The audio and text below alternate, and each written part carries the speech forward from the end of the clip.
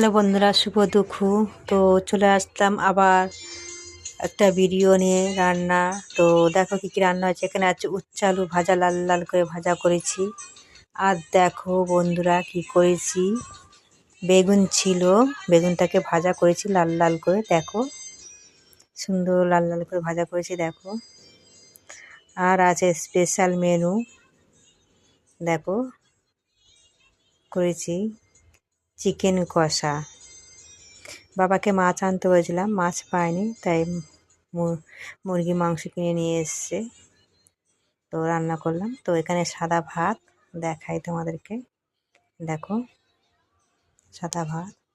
তো এই টেবিলে কি আছে দেখাই, চলো বন্ধুরা। একটা নতুন মেনু তৈরি করেছি, বাঁধাকপি ভর্তা।